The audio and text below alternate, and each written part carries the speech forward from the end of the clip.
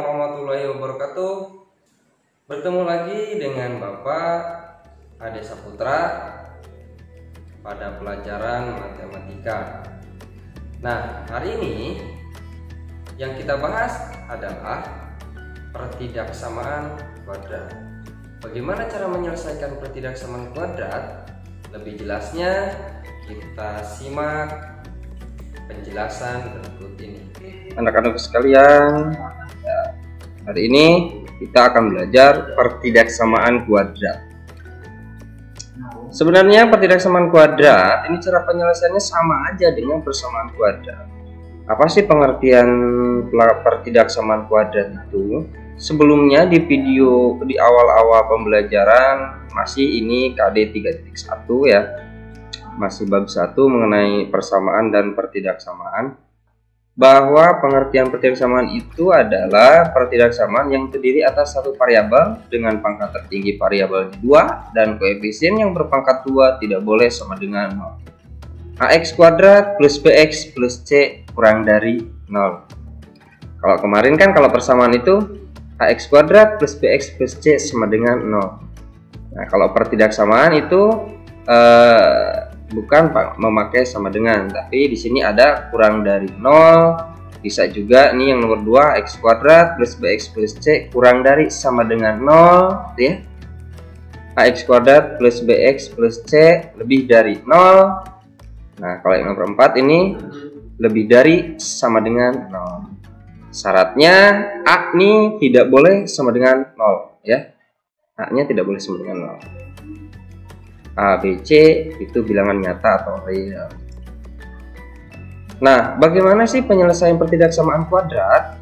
Ya, sama seperti persamaan kuadrat kemarin. Jadi kita mencari nilai X yang membuat pernyataan AX kuadrat plus BX plus C kurang dari 0 bernilai benar. Kita mencari nilai X yang bernilai benar ya. Penyelesaian pertidaksamaan kuadrat untuk X bilangan real nanti berupa sebuah interval. Nanti kalian menggambarkan dalam sebuah garis lurus. Tuh, ya.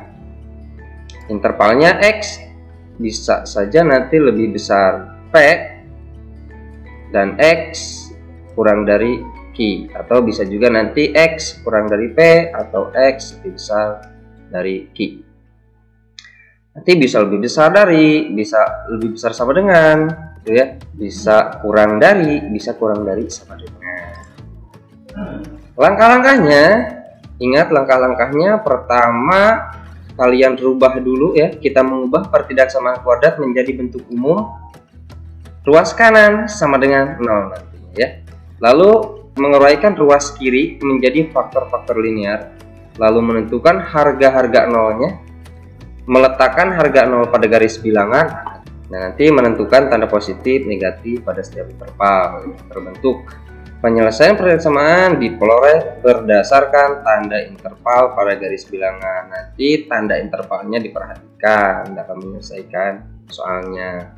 Jika tanda ketidaksamaan kurang dari sama dengan atau kurang lebih dari, ini dibacanya lebih dari, maaf.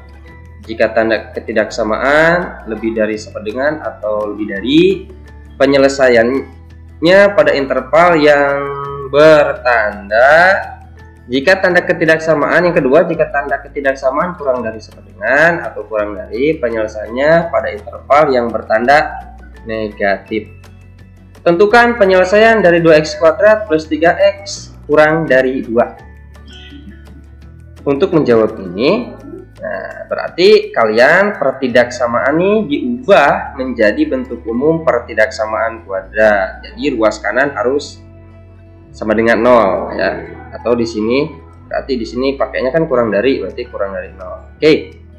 2x kuadrat plus 3x kurang dari 2. Kalian rubah dulu, berarti 2x kuadrat plus 3x yang asalnya di posisi kanan ya, di ruas kanan, 2-nya pindah ke ruas kiri. Tuh, jadi negatif ya. Negatif kurang dari 0. Pindah ya ke ruas kiri. Asalnya positif jadi negatif. Kedua, ruas kiri difaktorkan. Nah, nih. Nah, di sini maksudnya kita akan mencari akar-akar kuadratnya, ya. Kita akan mencari akar-akar kuadratnya x1 dan x2. Kalau Bapak menggunakan memfaktorkan, kalian boleh saja nanti mau menggunakan misalkan rumus ABC, boleh ya, terserah kalian. Karena sebelumnya kita sudah belajar mencari akar-akar kuadrat ya di persamaan kuadrat. Boleh kalian memfaktorkan, boleh melengkapkan kuadrat sempurna, boleh lalu gunakan rumus ABC, boleh, asal X1 dan X2 nya nanti ketemu ya. Jadi kita membuat nolnya di sini ya, 2x min 1 berarti x plus 2 kurang dari, sehingga kita ketemu harga-harga nolnya ya, seperti biasa 2x min 1 x plus 2 ini berarti jadi 2x min 1 sama dengan 0 ini, atau x plus 2 sama dengan 0 ya, dikeluarkan nih. Nah baru di sini pindah ruas, x sama dengan, asalnya ini kan 2x sama dengan 1 asalnya ya, 2x sama dengan 1 ya, jadi x sama dengan 1/2 ya. Lalu x plus 2 sama dengan 0, sehingga x sama dengan negatif 2, pindah ke ruas kanan ini ya. Nah baru di sini kalau kemarin persamaan kuadrat kita sampai mencari x1 dan x2 saja. Nah, untuk pertidaksamaan kuadrat kalian harus meletakkan nilai x1 dan x2-nya pada garis bilangan. Ini garis bilangannya ya. Negatif 2 berarti disimpannya di kiri. Kalau negatif kan di sebelah kiri ya. Kalau yang positif di sebelah kanan. Setengah kalian simpan di sebelah kanan. Di sini selangnya selang terbuka ya.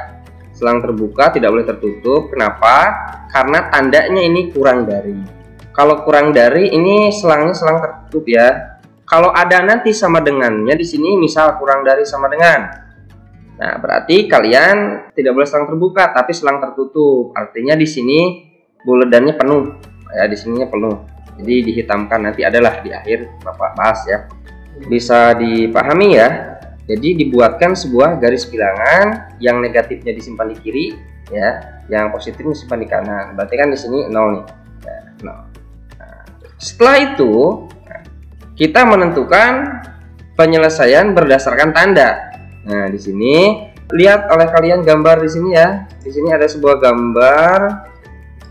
Di sini ada sebuah gambar, bisa dilihat.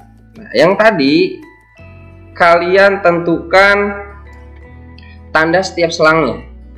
Di sini positif, di sini negatif, di sini positif. Ini dari mana? Lihat. Oleh karena 2x kuadrat plus 3x min 2 kurang dari 0, artinya 2x kuadrat plus 3x min 2 bernilai negatif. Interval yang memenuhi adalah selang yang bertanda negatif. Nah, di sini. Nah, positif, negatif, positif ini dari mana? Oke, kita baca sekelas info nih. Cara yang mudah untuk menentukan tanda setiap selang. Oke, kasih tanda ya sama Bapak. Nih. Nah ini, lihat. Jika nilai A-nya lebih besar dari 0, berarti tanda setiap selangnya positif, negatif, positif. Positif, negatif, positif. Jadi setiap selangnya ini, kalau A-nya lebih besar dari 0. Nah ini kan 2 ya. Nah ini 2, yaitu berarti positif nilainya. Lebih besar dari 0, sehingga selang itu adalah di sini positif, di sini negatif, di sini positif, seperti itu. Nah, misal nanti A-nya itu kurang dari 0. Kalau A-nya kurang dari 0 artinya berarti dia negatif. Setiap selang ini bukan lagi positif, negatif, positif, tetapi negatif, positif, negatif. Kita tandai. Nah di sini ini bukan lagi positif ya, negatif, positif, negatif.